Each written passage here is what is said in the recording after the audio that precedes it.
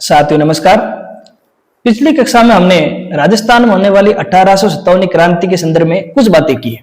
अगर हमने उन बातों को अगर हम एक बार फिर से देखें तो सबसे पहले हमने ये देखने का प्रयास किया था कि आखिरकार इस क्रांति शब्द का अर्थ क्या होता है, और हमने बड़े अच्छी तरीके से बड़े व्यवस्थित तरीके से इस शब्द को हमने जानने का प्रयास किया था।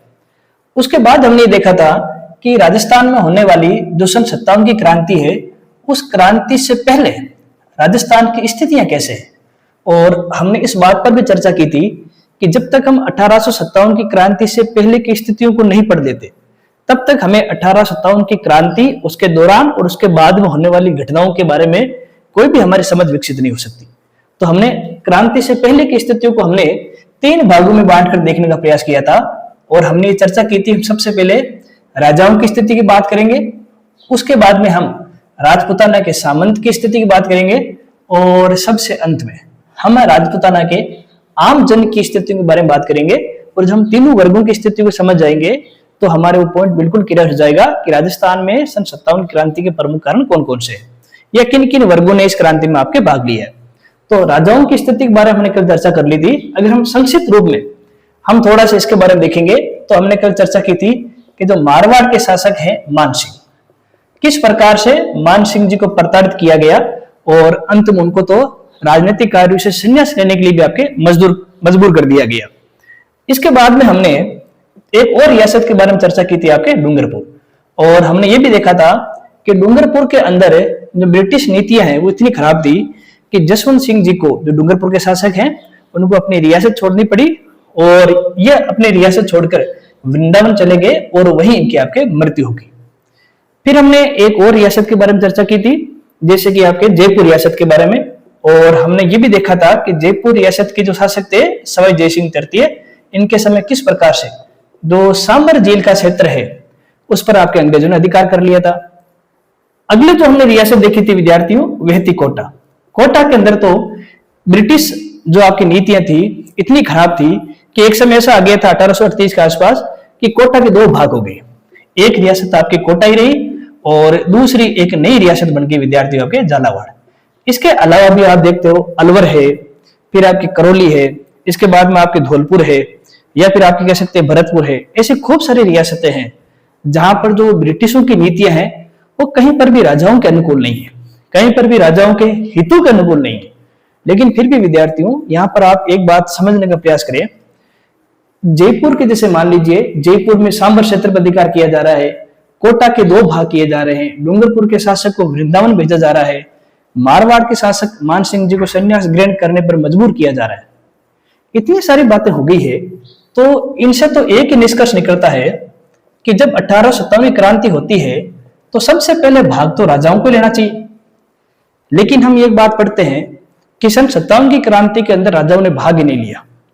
गाइडू में आप ये तो पढ़ लेते हो कि किस शासक के खिलाफ अंग्रेजों ने कौन कौन सी नीति अपनाई है, लेकिन एक समझने वाली बात, एक मानसिक सोच, आपकी समझ विकसित करने वाली बात यहाँ पर यह है कि जब सबसे अधिक प्रताड़ित ये वर्ग हुआ है, राजाओं का वर्ग हुआ है, क्योंकि ना तो इनके पास राजनीतिक अधिकार बचे हैं, ना इनके पास प्रशासनिक अधिकार बचे हैं अंग्रेजों के आने के बाद। लेकिन फिर भी जब मौका आया अंग्रेजों को बाहर भगाने का तो यह वर्ग पीछे क्यों हट गया। राजाओं ने सन 57 की क्रांति में भाग क्यों नहीं लिया, ये बात आप समझिए इसको, और इस पर थोड़े से विचार भी कीजिए कि कौन कौन से कारण हो सकते हैं जिनकी वजह से राजाओं ने इस क्रांति के अंदर क्रांतिकारियों का साथ नहीं दिया और राजाओं का साथ देना स्वीकार किया। इसीलिए आप देखते हो उस समय के जो गवर्नर जनरल थे कैनिंग, उन्होंने एक अच्छी बात कही थी अपने संदर्भ में, कंपनी के संदर्भ में। उन्होंने कहा था कि अगर जैसे क्रांति अगर एक बाढ़ है तो उस बाढ़ को रोकने का काम, बांध का काम आपके राजाओं ने किया। अगर राजा भी क्रांतिकारी के साथ हो जाते तो हो सकता था कि 1857 के आसपास ही जो ब्रिटिश शासन है वो हमेशा के लिए समाप्त हो जाता। लेकिन आप सब जानते हो राजाओं ने कहीं पर भी आपके क्रांतिकारियों के साथ नहीं दिया है, और वो क्यों नहीं दिया है उसके पीछे कुछ कारण है। हम उन कारणों की चर्चा करेंगे। ऐसे अक्सर प्रश्न आपके मेन जैसे आपके जो प्रश्न पत्र होते हैं उनमें पूछते हैं, और इतिहास के विद्यार्थी होने के नाते ये आपको भी पता होना चाहिए कि आखिरकार ये शासक इस क्रांति में शामिल आपके क्यों नहीं हुए। तो देखिए विद्यार्थियों, अगर मैं 1-2 कारण बताऊं तो जैसे मुख्य कारण नजर आता है कि जो आपके शासक हैं, इन शासकों का हित आम जन के हितों से अलग नजर आ गया। जैसे क्रांति में अधिकतर जो आपके वर्ग था, जिस वर्ग के लोग थे, वो आमजन थे। और आमजनों के हित और शासकों के हित हमेशा परस्पर विरोधी रहे हैं। परस्पर विरोधी कैसे? जैसे आमजन, जो मान लीजिए किसान है उसमें, तो किसान ये चाहेगा कि जो लगान की राशि है जितनी कम हो उतनी बढ़िया है, लेकिन जो शासक वर्ग है वो ये चाहेगा कि लगान की दर जितनी ज्यादा हो उतनी बढ़िया है। तो कहने का मतलब ये हो गया विद्यार्थियों कि जो आमजन के हित होते हैं और जो शासकों के हित होते हैं वे अलग अलग होते हैं। क्योंकि आमजन इस क्रांति में भाग ले रहा है तो शासकों को ये लगा कि हमें इस क्रांति का विरोध करना चाहिए, ताकि आमजन के हितों की पूर्ति नहीं हो और हमारे हित आपके सुरक्षित रह सके। शासकों को ये लगा कि जितना नुकसान अंग्रेजों के होने से है उससे कहीं अधिक नुकसान जब अंग्रेज नहीं होंगे तब हो जाएगा। तो ज्यादा नुकसान झेलने से अच्छा है कि हमें कम नुकसान झेलना पड़े, इसलिए अंग्रेजी शासन समाप्त नहीं होना चाहिए, बना रहना चाहिए, ताकि आम जन की जगह हमारे हितों की आपकी सुरक्षा हो सके। दूसरी बात यह है विद्यार्थियों कि शासक स्वयं भी चाहकर भी इस क्रांति में भाग नहीं ले पा रहे थे। उसके पीछे कारण यह है कि 1818 की जब संधियां हुई थी कंपनी और राजाओं के बीच में, और उन संधियों से क्या हुआ, कुछ जितने भी राजा महाराजा है, जितने भी शासक है, उनकी शक्ति बिल्कुल गौण होगी। ना तो उनके पास कोई राजनीतिक अधिकार बचे, ना उनके पास कोई प्रशासनिक अधिकार बचे, ना उनकी खुद की कोई सेना बची। सारे के सारे जो निर्णय हैं वो ईस्ट इंडिया कंपनी अपने रेजिडेंट या फिर हम कह सकते हैं अपने पॉलिटिकल एजेंट के माध्यम से लेती थी। शासक तो केवल कठपुतली मात्र है। आप यहाँ उदाहरण देख रहे हो किस प्रकार से विभिन्न रियासतों में शासकों के साथ उठापटक की गई है। तो शासक तो केवल नाम मात्र के हैं। अगर शासक इस क्रांति में भाग लेना भी चाहें तो उनके पास ना राजनीतिक अधिकार है, ना प्रशासनिक अधिकार है, ना उनके पास खुद की कोई सेना है। तो शासकों को यह लगा कि इस क्रांति में अगर हम भाग ले भी लेंगे तो हो सकता है कि क्रांति सफल नहीं हो और आने वाले समय में हम ब्रिटिश विरोधी बन जाए, तो जो लाभ अभी हमें मिल रहे हैं वे लाभ हो सके क्रांति के बाद नहीं मिले। तो उनके मन में एक ये भावना भी रही होगी और उस वजह से भी जो शासक वर्ग है वो इस क्रांति में आपके शामिल नहीं हुआ। एक इसमें यह भी है विद्यार्थियों कि शासकों को यह लगा कि हमारे हित आम जन के साथ नहीं है, हमारे हित सामंतों के साथ नहीं है, हमारे हित कंपनी के साथ बने रहने से ही है। जब तक कंपनी रहेगी तब तक हमारे अधिकार सुरक्षित रहेंगे, भले ही वो नाम मात्र हो, हमारा जो राजसी व्यवहार है, हमारा जो वैभवशीलता है वो बनी रहेगी। तो राजाओं ने क्या किया, अपने हित आम जन की जगह किसके साथ जोड़ लिया, आपके कंपनी के साथ जोड़ लिया। एक और ये भी कारण है कि जो शासक थे वो हमेशा ही अपने सामंतों से परेशान रहते थे। कई बार सामंत उच्छृंखल हो जाते थे, कई बार सामंत राजाओं की जमीनों पर जबरन कब्जा कर लेते थे, कई बार सामंत विद्रोही स्वभाव वाले भी थे, जैसे हमने मेवाड़ और मारवाड़ में आगम देखेंगे।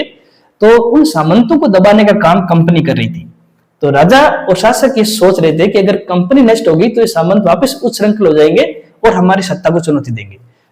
तो हमारी सत्ता को चुनौती नहीं दे पाई, उसमें हमारा सबसे अधिक सहयोग कौन कर सकती है, आपके कंपनी कर सकती है। इसलिए कंपनी का बना रहना जरूरी है। तो विद्यार्थियों मेरे हिसाब से ये बात आप समझ गए होंगे कि 1857 क्रांति में जो शासक वर्ग है, जो हमारा हम कह सकते हैं कि मुख्य स्तंभ है हमारे समाज का, राजा महाराजा, उन्होंने 1857 क्रांति में भाग क्यों नहीं लिया, उसके पीछे कुछ सामान्य कारण है कि उनके हित आमजन के साथ नहीं मिल रहे थे, उनके पास कोई अधिकार भी नहीं थे। 1818 की संधि के बाद तो राजा के पास केवल नाम मात्र की राजगद्दी बच गई थी, कंपनी के हित उनके हित से जुड़ गए थे और राजा सामंतों के साथ आपके टकराव भी हो रहा था। इसलिए हमारे जो शासक हैं उनको ये लगा कि कंपनी है तो हमें नुकसान तो हो रहा है, लेकिन अगर जब कंपनी नहीं रहेगी तो हमें ज्यादा नुकसान होगा। तो ज्यादा नुकसान से बेहतर है कि हमारा कम नुकसान हो, और इस वजह से 1857 क्रांति में हमारे जो शासक वर्ग उसने भाग नहीं लिया। अब विद्यार्थियों, अब इसका पॉइंट का फायदा क्या है? देखिए विद्यार्थियों, जब आप गाइडें पढ़ते हो तो उन गाइडों में एक आप चीज पढ़ते हो कि 1857 की क्रांति में शासक वर्ग ने भाग नहीं लिया और आप बात यहीं पर खत्म कर देते हो। लेकिन हमने ये भी जानने का प्रयास किया है इन बिंदुओं के माध्यम से कि आखिरकार शासक वर्ग ने इस क्रांति में भाग क्यों नहीं लिया, उसके पीछे कौन कौन से कारण हैं और क्या ये कारण हमें वास्तविक नजर आ रहे हैं। तो अगर हम तुलना करेंगे, अगर हम उस दृष्टि से इस बात पर विचार करने का प्रयास करेंगे तो बात बिल्कुल सही है। शासकों की अपनी मजबूरी रही है और शासक अपनी शक्तियों को बचाना चाह रहे थे और इस संदर्भ में उन्होंने क्रांतिकारियों का साथ नहीं दिया। और अब देखिए, शासकों के दो प्रमुख विरोधी थे, एक तो आपके सामंत और दूसरा जो वर्ग था आपके आमजन। ये दोनों एक हो गया क्योंकि सामंत शासकों को भी नहीं चाह रहे हैं और शासकों के मुखिया कंपनी को भी नहीं चाह रहे। तो सामंत तो शासकों से भी छुटकारा चाहती है और राजाओं से भी और कंपनी से, दोनों से छुटकारा चाहते हैं, और आमजन भी शासक और कंपनी दोनों से छुटकारा चाहते हैं। तो इन दोनों के हित आपके एक हो गए। इसलिए ये दोनों वर्ग आपस में मिले और इन्होंने क्रांति में भाग लिया है। इसलिए कई सामंत हैं, कई आपके ठिकानेदार हैं, कई ठाकुर है, कई जागीरदार हैं मेवाड़ और मारवाड़ के, उन्होंने आम जन के साथ मिलकर आपकी क्रांति में भाग लिया था। जैसे आप उदाहरण देखते हो, मेवाड़ के अंदर आपकी कोठारिया है, सेलुम्बर है, मारवाड़ के अंदर आसोप है, आलनेवास है, गुल्लर है, आउवा है, ऐसे खूब सारे आपके ठिकाने हैं, जागीरदार हैं, जिन्होंने आम जन के साथ मिलकर इस क्रांति में आपके भाग लिया था। तो मेरे हिसाब से भले ही हमें समय लगा हो, लेकिन जो क्रांति से पूर्व की स्थिति है जिसमें राजा वर्ग है, ये पता लगे आपको कि इनकी स्थिति दयनीय हो चुकी है, लेकिन अपनी स्थिति में बदलाव नहीं कर रहे हैं, दयनीय स्थिति में रहना ही ये स्वीकार कर रहे हैं, क्योंकि उनको इसी में आपके लाभ नजर आता है।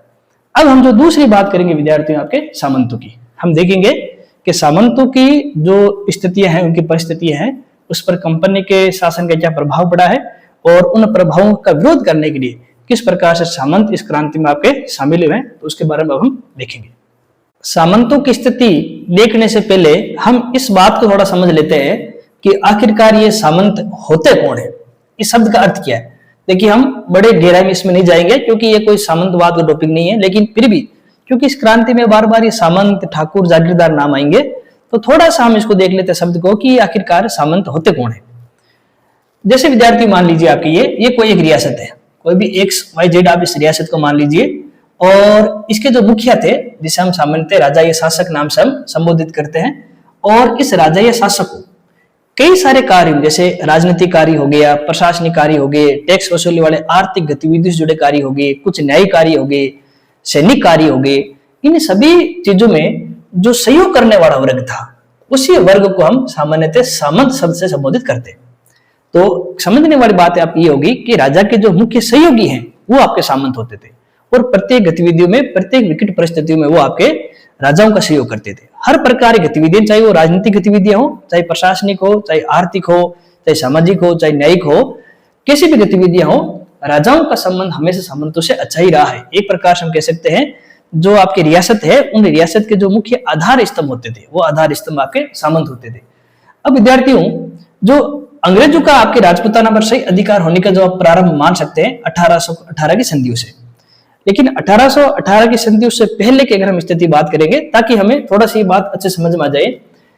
अंग्रेजों से पूर्व जो हमारा राजपूताना है वो अधिकांश समय आपके मुगल सत्ता के अधीन रहा, और मुगल सत्ता के अधीन रहा तो मुगल सत्ता में उनके अधीनस्थ शासक होते हैं, वो आपके मुगल वंश के जो मुखिया होते हैं, मुगल वंश के शासक होते हैं, और राजपूताना के जो राजा होते हैं, उनके संबंध हम कुछ जगहों पर छोड़ दें तो पारस्परिक अच्छे ही रहे हैं।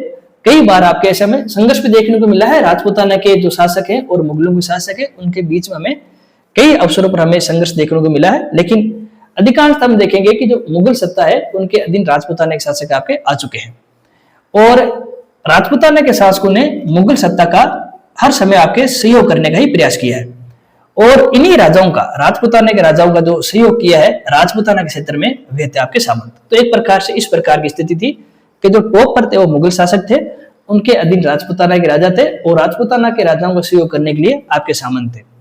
लेकिन विद्यार्थियों, जैसे जैसे औरंगजेब की मृत्यु के बाद में जैसे जैसे आपके विद्यार्थियों मुगल सत्ता कमजोर होती गई, तो मुगल सत्ता कमजोर होने से जो उनके अधीन आने वाले जो राजपूताना के राजा है, उनकी स्थिति भी कमजोर होने लगी। कमजोर कैसे होने लगी? जब मुगल सत्ता का सुरक्षा, या हम कह सकते हैं कि उनका भार राजपूताना के राजाओं को नहीं मिला, तो राजपूताना के राजाओं को कई सारी समस्याओं से जूझना पड़ा। जैसे जो मराठा शक्ति है, उस मराठा शक्ति ने राजपूताना पर निरंतर आक्रमण करके यहाँ के शासकों को लूटना प्रारंभ कर दिया।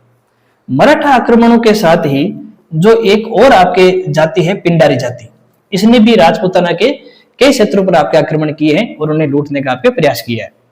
इसके अलावा क्योंकि अब आपके जो सर्वोच्च शक्ति वो क्षीण हो चुकी है, तो राजपूताना के कई क्षेत्र जो लूट है, जो चोरी है, या जो डकैती है, उनसे आपके जूझने लगी।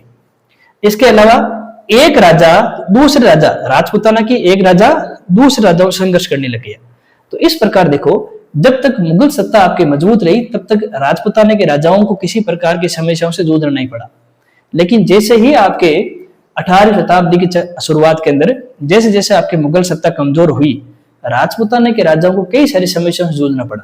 मराठा आक्रमण हो रहे, पिंडारियों के हमले हो रहे, लूट चोरी डकैती आम बात हो गई है। इसके अलावा एक रियासत दूसरी रियासत पर आपके हमला कर रही है, और इसमें एक बात और मिल गई, जब राजाओं की स्थिति कमजोर हो गई, जो ये सामंत थे, जो पहले राजाओं के सहयोगी थे, लेकिन उन्होंने भी स्थिति का लाभ उठाया, अब ये सामंत राजाओं के सहयोगी न होकर उनके एक प्रकार के शत्रु बन गए। शत्रु कैसे बन गए कि जब राजाओं की इन घटनाओं की वजह से स्थिति कमजोर हुई तो सामंतों ने अपने आप को राजाओं के सहयोगी की जगह एक प्रकार से स्वतंत्र शासक घोषित कर दिया। जैसे अब राजा इतने, हम कह सकते शक्तिशाली नहीं रहे कि वो सामंतों पर नियंत्रण रख पाए, तो सामंतों ने इन स्थितियों का फायदा उठाया और राजाओं के अधीन जो क्षेत्र सामंतों को मिला था, सामंतों ने उन क्षेत्रों में अपने आप को स्वतंत्र शासक के रूप में घोषित करना प्रारंभ कर दिया। तो राजाओं की स्थिति बिल्कुल आपकी विकट हो गई थी। तो राजाओं को 4 ये दशाएं और 5वीं सामंतों वाली दशाएं, इन सबसे लड़ना पड़ रहा था। अब इनसे छुटकारा पाने के लिए राजाओं ने जिस क्षेत्र की ओर देखा वह क्षेत्र था आपके अंग्रेज। अब राजाओं ने क्या किया, इन अंग्रेजों के साथ संधि कर ली। तो एक तरफ तो आपकी कंपनी यानी अंग्रेज और एक तरफ हो गया आपके राजा, और इन दोनों के जो सामान्य शत्रु हो गया वो हो गया आपके सामंत। तो आप देखिए विद्यार्थियों, कहां आपके पहले ये वाली स्थिति थी जहां राजा और सामंत सहयोगी थे, और कहां अब ये वाली स्थिति हो गई जब राजाओं ने अंग्रेजों के साथ 1818 की संधियां की है। ये दोनों आपस में मित्र हो गए हैं, क्योंकि राजाओं के शत्रु कौन हो गए हैं, आपके सामंत हो गए हैं। तो अपना आप ही अंग्रेजों के भी शत्रु कौन हो जाएंगे विद्यार्थियों, आपके सामंत हो जाएंगे। तो इस प्रकार से हम कह सकते हैं जो सामंत पहले हमारे राजाओं के सहयोगी भूमिका निभा रहे थे, वो 1857 के आसपास आते आते वे सामंत राजाओं और राजाओं के साथ अंग्रेजों के आपके शत्रु बन गए। और अपने शत्रुओं को नष्ट करने के लिए यानी सामंतों को समाप्त करने के लिए, उनकी प्रतिष्ठा गिराने के लिए फिर राजाओं ने भी खूब सारे कार्य किए हैं और अंग्रेजों ने भी खूब सारे कार्य किए हैं, जिनसे सामंतों की जो प्रतिष्ठा है वो प्रतिष्ठा कम हुई है। और अपनी इसी प्रतिष्ठा को बचाए रखने के लिए फिर सामंतों ने 1857 की क्रांति में आम जन के साथ मिलकर आपके भाग लिया, ताकि सामंत ये चाहते थे क्रांति सफल हो जाए और राजा और अंग्रेज दोनों की प्रतिष्ठा समाप्त हो जाए, दोनों आपके वर्ग समाप्त हो जाए, ताकि जो सामंतों की खोई हुई प्रतिष्ठा है वो बची रहे, वो इसे फिर से प्राप्त कर सके। तो कौन कौन से ऐसे कार्य हुए हैं जिनसे हमें पता लगेगा कि सामंतों की प्रतिष्ठा कम करने का प्रयास अंग्रेजों ने भी किया है और राजाओं ने भी किया है। अब हम एक एक करके वो सारी घटनाएं समझने का प्रयास करते हैं। वो सारी घटनाएं हम देख लेंगे तो हमें आसानी से समझ में आ जाएगा कि आखिरकार सामंतों ने इस क्रांति में भाग क्यों लिया। अगर हम सामंतों के भाग लेने की प्रक्रियाओं को सही प्रकार से समझे कि सामंतों ने इस क्रांति में भाग क्यों लिया है, तो आप इसको इस प्रकार समझ सकते हैं कि एक तरफ तो हो गए आपके अंग्रेज, और अंग्रेजों के सहयोगी हो गए राजपूताना के शासक, और इनके जो सम्मिलित शत्रु हो गए, विरोधी हो गए आपके सामंत। मैं एक बात यहाँ पर और क्लियर कर दूं, राजस्थान के सभी सामंत अंग्रेजों और राजाओं के शत्रु नहीं थे। कुछ आपके सामंत हो सकते हैं ऐसे कि उनके सहयोगी भी रहे हों, और कुछ सामंत ऐसे भी थे, कुछ आपके ठाकुर जागीरदार ऐसे भी थे जिन्होंने क्रांतिकारियों का पक्ष लिया है। लेकिन जब चूंकि हम मेवाड़ और मारवाड़ के सामंतों वहां की ठाकुरों की चर्चा करेंगे तो हमें नजर आएगा कि वहां के कुछ जागीरदार हैं, कुछ ठाकुर हैं, कुछ आपके सामंत हैं जिन्होंने बढ़ चढ़कर क्रांति में भाग लिया है। तो उस संदर्भ हम ये बात कर रहे हैं कि वे अंग्रेज और राजा आपस में सहयोगी बन चुके हैं और उनके सामान्य शत्रु बन चुके हैं आपके सामंत। अब आपके राजाओं ने सामंतों की स्थिति को गिराने के कैसे प्रयास किया, तो सबसे पहले अगर हमें इस बात को समझना चाहिए तो हम मारवाड़ के जो शासक थे आपके, उनके हम उदाहरण लेकर समझ सकते हैं। मारवाड़ के शासक जो आपके 1857 क्रांति के समय थे, जिनका नाम था आपके तख्त सिंह। अब तख्त सिंह ने क्या किया, अंग्रेजों के साथ क्योंकि इनके पूर्व में संधि हो चुकी 1818 की, तो अंग्रेजों का सहयोग लेकर तख्त सिंह ने क्या किया, जो सामंत हैं, जो जागीरदार हैं, उनकी जागीरें जब्त करनी प्रारंभ कर दी।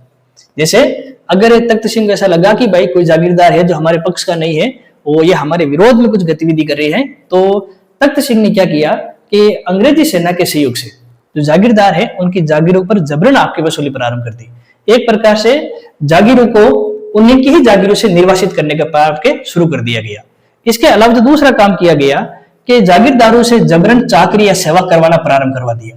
देखिए विद्यार्थियों, पहले जो सामंत होते थे वो समय समय पर राजाओं की कुछ आवश्यकताओं को पूर्ण करने के लिए अपने लोगों को ले जाते और राजाओं का सहयोग करते, उनकी सेवा करते, उनकी चाकरी करवाते। एक प्रकार का प्रतिष्ठा का काम होता था। लेकिन अब क्या हो रहा है कि तख्त सिंह जबरन अपने जागीरदारों, अपने सामंतों से चाकरी वाला काम करवा रहा है। तो इस प्रकार से उनकी तख्त सिंह ने सामंतों की जो आपके प्रतिष्ठा है उसको धूमिल करने का प्रयास किया है। और फिर इसी चीज का जो आपका विरोध है, जैसे आउवा है, इसके बाद में जो आसोप है, या फिर हम कह सकते हैं कि आपके आलनियावास है, या फिर आपके जो गुलर हैं, इन सब के ठाकुरों ने तख्त सिंह की इन बातों का विरोध किया। क्योंकि तख्त सिंह ये चाह रहा है कि सामंतों, जागीरदारों और ठाकुरों की प्रतिष्ठा कम हो, और इसी चीज का, इसी घटना का विरोध आपके यहाँ के लोगों ने किया है। दूसरा, अगर हम बात करेंगे राजाओं के संदर्भ में, तो राजा अपने अधीन आने वाले क्षेत्र के जो सामंत होते थे उनमें भी परस्पर भेदभाव करता था। भेदभाव कैसे कि जो सामंत ये जो जागीरदार अंग्रेजों और राजाओं के समर्थक हैं उन्हें तो खूब सारी सुविधाएं दी जाएगी, और जो सामंत जागीरदार या ठाकुर राजा और अंग्रेजों का विरोधी है, क्रांतिकारियों का साथ दे रहा है, उनकी शक्तियों को आपके कम करने का प्रयास किया जाएगा। मतलब ये हो गया कि एक राजा अपने अधीन आने वाले जो सामंत होते हैं उनमें परस्पर भेदभाव कर रहा है। तो ये बात भी कई आपके जागीरदारों और सामंतों को आपके पसंद नहीं आई। इन दोनों चीजों से आप देख पा रहे हो कि कैसे सामंतों की स्थितियों को आपके गौण करने का प्रयास किया जा रहा है। राजाओं के साथ आपके अंग्रेजों ने भी खूब सारे ऐसे काम किए हैं, खूब सारी ऐसी आपकी घटनाएं की हैं, कई सारे ऐसे उन्होंने आपके कार्यक्रम या हम कह सकते हैं कि बातें की हैं जिनसे पता लग जाएगा हमें कि सामंतों की स्थिति को निरंतर वो आपके कमजोर या दयनीय स्थिति तक पहुंचाने का काम करते हैं। कैसे काम किया है, तो सबसे पहले देखिए विद्यार्थियों, अंग्रेजों के आने से पहले जो राजाओं का जो सैनिक सहयोग करते थे वो सैनिक सहयोग सामंत करते थे। राजाओं को जब भी आप राजाओं के पास खुद की कोई स्थायी सेना नहीं होती थी, उसको जब भी सेना की आवश्यकता होती थी तो वो अपने अधीन आने वाले सामंतों की सेना का उपयोग करता था। लेकिन 1818 की संधियों के बाद में राजाओं का सैनिक सहयोग करने का काम आपके अंग्रेजों का हो गया। अब राजाओं को सामंतों की सेना की आवश्यकता नहीं है, तो अंग्रेजों ने क्या किया कि अपनी इस सैनिक शक्ति का उपयोग किया और जो सामंत होते थे जिनके पास खुद की पहली सेना होती थी, इस सेना पर रोक लगा दी। क्योंकि सामंत सेना किस लिए रखते थे, ताकि राजाओं का सहयोग किया जा सके आवश्यकता पड़ने पर। लेकिन अब राजाओं का सहयोग कौन कर रहा है, आपके अंग्रेजी सेना। तो ईस्ट इंडिया कंपनी ने यह बात कही कि जब राजाओं का सहयोग करने के लिए उसकी सुरक्षा करने का भार अब अंग्रेजों के पास आ चुका है, सामंतों के पास यह भार नहीं रहा, उनके पास अधिकार नहीं रहा, तो उसकी सेना को समाप्त कर दिया जाए। तो एक प्रकार जो सामंत थे हमारे राजपूताना के, उनकी सैनिक जो शक्तियां हैं उसको समाप्त करने का प्रयास किया। और ये काम आपके ये जो बातें हैं ये यहाँ के सामंतों को आपके पसंद नहीं आई। इसके अलावा हम दूसरी बात करें, जो राजपूताना के जो सामंत होते थे उनको किसी भी व्यक्ति विशेष को अपने क्षेत्र में शरण देने का अधिकार था। मान लीजिए कोई राजा के विरोधी भी है और किसी सामंत के पास वो शरण लेने आया है, तो सामंत उसे शरण दे सकता था, ये उसका अधिकार था। लेकिन ईस्ट इंडिया कंपनी ने राजाओं के द्वारा या राजाओं के विरुद्ध सामंतों के द्वारा जो शरण देने की जो शक्ति है उस शक्ति को भी समाप्त कर दिया। तो एक प्रकार से ये सामंतों की शक्तियों पर कुठाराघात था, उनकी एक और शक्ति को समाप्त करने का यहाँ पर प्रयास किया जा रहा था। अगले हम बात करेंगे तो वो आपके भू अनुदान से जुड़ा हुआ है। सामंत अपने क्षेत्र में जो भी आपके योग्य व्यक्ति हैं, जो भी आपके योग्य मान लीजिए आपके कोई कर्मचारी है, उसको भूमि अनुदान देता था। लेकिन अंग्रेजों और शासकों ने इस भूमि अनुदान देने की प्रथा को भी आपके समाप्त करवा दिया। तो किस प्रकार से देखिए, सेना को समाप्त किया जा रहा है सामंतों की, उन्हें शरण देने के अधिकार से रोका जा रहा है, उनके द्वारा जो भूमि अनुदान दिया जाता है उसको भी आपके समाप्त कर दिया गया है। इसके अलावा जो आपके सामंत होते थे वो कई मौकों पर राजाओं को परामर्श देते थे। जैसे मेवाड़ के अंदर जब भी कोई नया राजा, जब भी कोई व्यक्ति राजगद्दी पर बैठता तो सेलोम्बर के जो आपके जागीरदार है उनसे परामर्श लिया जाता था। लेकिन विद्यार्थियों, राजपूताना के अंदर धीरे धीरे क्या किया, आपके अंग्रेजों ने सामंतों के परामर्श देने वाले जो ये अधिकार है उसको भी समाप्त कर दिया। ईस्ट इंडिया कंपनी ने क्या किया, एक नया वर्ग ही तैयार कर दिया जिसको बोलते मुत्सदी वर्ग। ये ऐसा वर्ग था जो राजाओं को अब सामाजिक, राजनीतिक, आर्थिक, धार्मिक किसी भी विषय पर आपके परामर्श देने का काम करता था। जबकि यह काम पहले कौन करते थे, आपके ये सामंत करते थे। लेकिन अब सामंतों की जगह यह काम किसको दे दिया गया, मुत्सदी वर्ग को दे दिया गया। और ये मुत्सदी वर्ग किसका समर्थक था, आपके अंग्रेजों का समर्थक था। तो एक प्रकार से अंग्रेजों ने क्या किया, सामंतों की शक्तियों को एक तरफ से तो कम किया, दूसरी सामंतों की शक्तियों को ट्रांसफर किस वर्ग को कर दिया, आपके मुत्सदी वर्ग को कर दिया। और ये मुत्सदी वर्ग किसका शत्रु बन गया, आपके सामंतों का शत्रु बन गया। और किसका समर्थक बन गया, आपके राजा और आपके अंग्रेजों का समर्थक बन गया। तो ये बात भी आपके सामंतों को पसंद नहीं आई कि उनकी इस प्रकार की शक्तियों को कम किया जा रहा है। एक और हम बात करेंगे तो वह है विद्यार्थी आपके स्थानांतरण की। स्थानांतरण में क्या होता था, जैसे मानिए ये कोई एक सामंत का क्षेत्र है। अब सामंत क्षेत्र में निवास करने वाला कोई व्यक्ति है, कोई व्यापारी है, कोई उद्योगपति है, बिना सामंत की अनुमति के दूसरे क्षेत्र में बस नहीं सकता था। लेकिन अंग्रेजों ने क्या किया कि सामंतों से उनके ये अधिकार भी छीन लिए। अब कोई भी व्यापारी, कोई भी उद्योगपति, कोई भी किसान बिना सामंत की अनुमति से उस स्थान को छोड़कर दूसरे स्थान पर जा सकता है। कंपनी ने क्या किया, ऐसे जो उद्योगपति हैं, व्यापारी हैं, उनको एक सामंत के क्षेत्र से हटाकर ब्रिटिश प्रांतों में बसाना शुरू कर दिया। यानी अब उद्योगपतियों और व्यापारियों का लाभ ब्रिटिश प्रांत को हो रहा है, सामंतों को नहीं हो रहा है। तो जो स्थानांतरण वाली बात है इस पर भी आपके रोक लगा दी गई। इसके अलावा जो अगली बात करते हैं, सामंतों के पास कुछ न्यायिक अधिकार भी थे। सामंत अपने क्षेत्र में न्याय करने वाला काम भी करता था। इसको भी आपके अंग्रेजों और तत्कालीन शासकों ने समाप्त करने का काम किया है। एक आपके सामंत होते थे, वो अपने क्षेत्र में जो भी वस्तुएं आती थी और जाती थी, जिनका आयात निर्यात होता था, उस पर वो टैक्स लेते थे। उस टैक्स को बोलते हैं आपके जकात। और ये जकात जो कर है, जो टैक्स है, ये लेने का अधिकार भी सामंत के पास था। लेकिन कंपनी और राजाओं ने सामंतों के इस अधिकार को भी नष्ट कर दिया। यानी अब उनको अधिकार नहीं था कि वो अपने क्षेत्र में आपके इस प्रकार के टैक्स वसूली का कार्य कर सके। तो आप ये देखिए विद्यार्थियों, कितने सारे यहाँ पर काम हो रहे हैं। शासकों के द्वारा जबरन जागीरें छीनी जा रही है, जबरन चाकरी करवाई जा रही है, एक सामंत दूसरे सामंत साथ भेदभाव किया जा रहा है, कंपनी के द्वारा सामंती सेना को नष्ट किया जा रहा है, सामंतों द्वारा शरण देने के अधिकार को, भूमि अनुदान देने के अधिकार को, परामर्श देने के अधिकार को, न्यायिक कार्य करने के अधिकार को, टैक्स वसूली के अधिकार को समाप्त किया जा रहा है। इसी प्रकार सामंतों की आज्ञा के बगैर स्थानांतरण संभव नहीं था, लेकिन ये प्रथा भी आपके कंपनी और उस समय के शासकों ने आपके समाप्त कर दी। तो यहाँ पर आप देखिए, इन सारी चीजों से एक बात क्लियर होगी कि जो ये दो वर्ग हैं, एक आपके अंग्रेज और एक आपके राजा, ये दोनों सम्मिलित रूप से ये प्रयास कर रहे हैं कि जितना अधिक हो सके सामंतों की प्रतिष्ठा को समाप्त कर दिया जाए, और जितनी तेज गति से हो सके उतनी तेज गति से सामंतों की प्रतिष्ठा को खत्म कर दिया जाए, ताकि फिर भविष्य में कभी भी ये वर्ग आम लोगों के साथ मिलकर हमें चुनौती नहीं दे सके। इसीलिए जो सामंत हैं, इसीलिए हम देखते हैं कि मेवाड़ और मारवाड़ के जो ठाकुर है, जागीरदार हैं, उन्होंने अपनी इन शक्तियों को बचाने के लिए, अपने इन अधिकारों को बचाने के लिए आम लोगों के साथ मिलकर फिर 1857 क्रांति में भाग लिया। अब यहाँ पर देखिए विद्यार्थियों, एक बात आपको समझनी है कि जो ये अंग्रेज हैं, उन अंग्रेजों से राजा भी दुखी हैं और सामंत भी दुखी हैं। लेकिन राजा भाग नहीं ले रहे, लेकिन सामंत भाग ले रहे हैं, क्योंकि राजाओं के हित अंग्रेजों के साथ जुड़ गए हैं, लेकिन सामंतों के हित अंग्रेजों के साथ नहीं जुड़े हैं। सामंतों के हित किसके साथ जुड़ गए हैं? आपके आम जन के साथ जुड़ गए हैं। इसलिए देखिए, स्थिति एक जैसी है, परिस्थिति एक जैसी है। जितना दुख आपके सामंतों को झेलना पड़ रहा है ब्रिटिश काल में, उतना ही दुख आपके शासकों को भी झेलना पड़ रहा है। लेकिन शासकों ने अपने हित अंग्रेजों के साथ जोड़ लिए और अधिकांश सामंतों ने अपने हित आम जन के साथ जोड़ लिए। इसलिए हम सामंतों को तो इस क्रांति में भाग लेते हुए देख रहे हैं, लेकिन राजाओं को इस क्रांति में भाग लेते हुए नहीं देख रहे। अगर ये तीनों वर्ग एक हो जाते क्रांति के समय, तो हो सकता था कि क्रांति उस समय सफल हो जाती और ब्रिटिश काल का जो अवसान है, ब्रिटिश प्रतिष्ठा का जो अवसान है, वो 1857 के आसपास ही हो जाता। तो अब आपको पता लग गया कि सामंतों की कैसी स्थितियां थी और किस वजह से उन्होंने आपके इस क्रांति में भाग लिया। समय जरूर लगा साथियों, लेकिन गाइड में आप जाओगे तो आपके सारी बातें नहीं मिलेगी, लेकिन सारी बातें पढ़ने से, जैसे आप रटते हो, जैसे अहुआ के ठाकुर कुशाल सिंह ने भाग लिया, वन लाइनर में क्या होता है कि वहां आपको कह देंगे कि अहुआ के किस ठाकुर ने या किस व्यक्तित्व ने क्रांति में भाग लिया था, तो आप कह दोगे कुशाल सिंह। लेकिन जब आपसे प्रश्न पूछ लिया जाए कि कुशाल सिंह जैसे व्यक्तित्व ने इस क्रांति में भाग क्यों लिया, तो वहां आप फिर मौन हो जाओगे, उस प्रश्न का आप उत्तर नहीं दे पाओगे। उस प्रश्न का उत्तर देने के लिए आपकी सारी बातें पता होनी चाहिए कि कैसे जो जागीरदार हैं, कैसे जो ठिकाने के ठाकुर हैं, कैसे जो सामंत हैं, उनकी शक्तियों को नष्ट करने का प्रयास किया गया, उनकी प्रतिष्ठा पर कुठाराघात हुआ है। तब जाकर उन्होंने अपनी प्रतिष्ठा, अपनी शक्तियों को बचाने के लिए इस क्रांति में सक्रिय रूप से भाग लिया।